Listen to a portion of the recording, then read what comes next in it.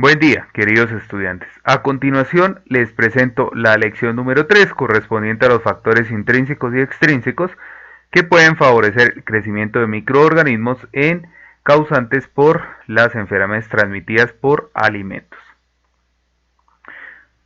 Bien, nosotros ya habíamos abordado la clase pasada pues esos cambios químicos causados por los microorganismos en los alimentos y también evaluamos pues los principales microorganismos, de pronto algunos síntomas, algunas frecuencias pues que se dan en las personas.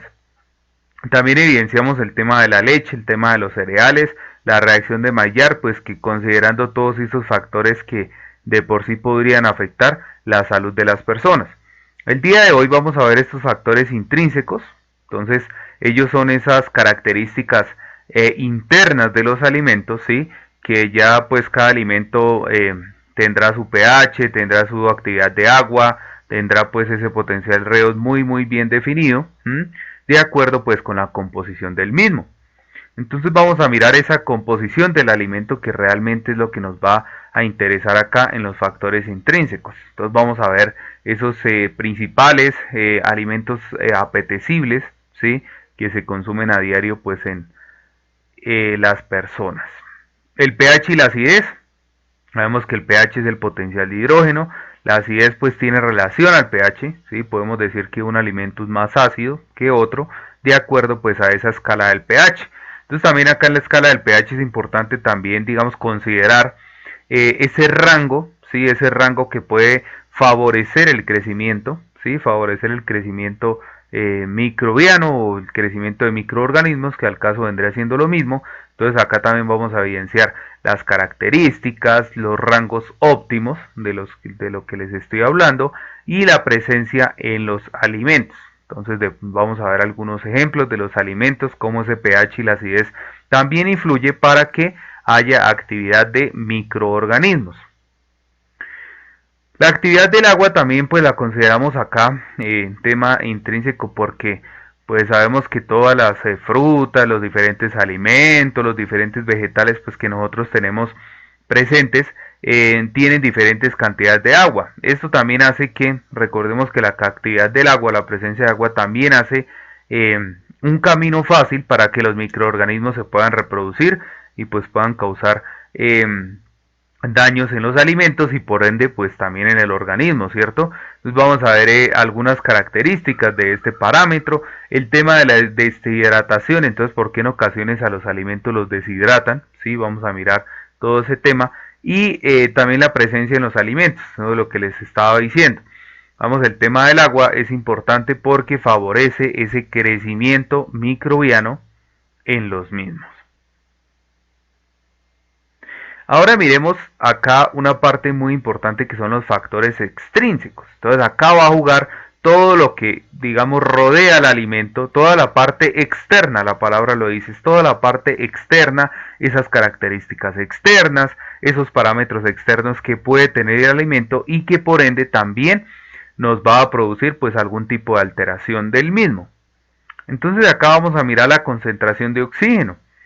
Entonces acá es importante evaluar los organismos, ¿sí? Los organismos, obviamente los microorganismos, los microorganismos es importante evaluar si son aerobios, anaerobios y facultativos.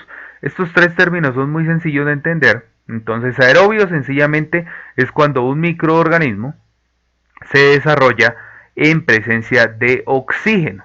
¿Sí? Siempre va a contar o siempre va a necesitar ese microorganismo de presencia de oxígeno. Ya sea las cantidades que sea, pero lo va a necesitar. Los microorganismos o los organismos anaerobios son los que carecen o los que no necesitan de oxígeno para vivir, para reproducirse, para efectuar pues sus cambios en los alimentos, en este caso que es lo que estamos evaluando. Entonces acá es cuando no se necesita de oxígeno. Y los facultativos, esos microorganismos que pueden trabajar con presencia de oxígeno o sin presencia de oxígeno, ¿sí? O que pueden combinar las dos. Entonces este es un tema importante para revisarlo. Entonces por eso es que lo consideramos de primero el factor extrínseco de la concentración del oxígeno. Tenemos el tema de la temperatura. Sabemos, también mirábamos la clase pasada los rangos de temperaturas que de pronto podemos nosotros evaluar, y pues también se puede llevar a cabo esa presencia o esa alteración de los alimentos causada por los microorganismos. Entonces acá vamos a mirar también un rango de temperatura que digamos que podría ser óptimo, ¿sí? Yo les decía más o menos que era entre los 10, de los 10 a los 60 grados más o menos, ¿sí? En esos rangos, 10 a 60 grados centígrados, que los microorganismos pueden desarrollarse, ¿sí? Pronto, temperaturas más por debajo de los 10, de los 5 grados, pues ya se considera pues que se van a eliminar, ¿sí? Lo mismo cuando nosotros llegamos al punto de ebullición, más o menos es entre 60 y 70 grados centígrados, ¿sí? Entonces también nosotros consideramos que aquí los microorganismos ya no van a existir. Por ende, vamos a mirar entonces la importancia en el crecimiento, algunas temperaturas óptimas de las que les estoy hablando, el choque de frío, que tiene mucho que ver con la congelación. No sabemos, en ocasiones también pues la congelación ayuda a que los alimentos se protejan, y pues por ende ningún tipo de microorganismo pueda afectar ese tema pues digamos de la alteración de los alimentos. Las altas temperaturas igual. Entonces nosotros siempre, bueno, miramos la clase pasada de pronto esos microorganismos que causaban esos cambios químicos en los alimentos, pero que también por ende generaban ya sean infecciones o intoxicaciones. Y aquí nos hablaban de la cocción, ¿cierto? De la cocción de los alimentos, que acá siempre se mencionaban que las temperaturas altas pues favorecen, digamos, la protección del alimento. Ok, entonces para tener en cuenta el tema de la temperatura. ¿Qué más tenemos por acá? El tema de la humedad. El tema de la humedad se puede dar por varias cosas. Primero, por ese factor intrínseco que nosotros consideramos que es la actividad del agua, ¿sí? Que el alimento de por sí, les voy a colocar de pronto, no sé, como para traerlo a contexto, una manzana, ¿sí? Sabemos que la manzana pues trae buena cantidad de agua, entonces ya esto depende de ese factor intrínseco que es la actividad del agua, y también acá pues digamos que nosotros al lado de la manzana pues le estamos agregando más agua a ese alimento. En ocasiones cuando lo hacemos con agua limpia no habría problema, ¿verdad?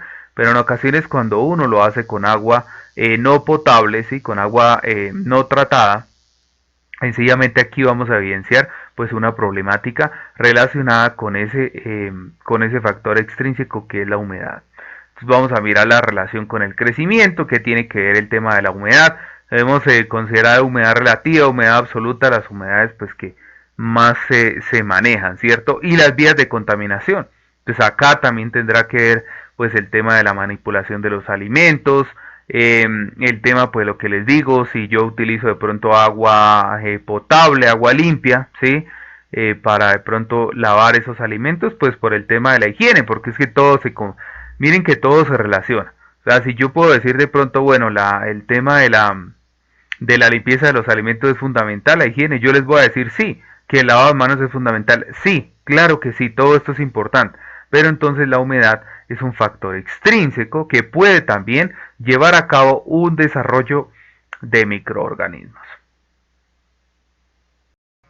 Bien, tenemos ahora la clasificación de los alimentos según el riesgo. Entonces acá vamos a evaluar tres tipos de riesgo: el riesgo alto, riesgo medio y el riesgo bajo. El riesgo alto pues me trata que aquellos alimentos como por ejemplo las carnes, los pescados, que por sus factores intrínsecos y extrínsecos a la vez pues pueden favorecer un alto crecimiento microbiano.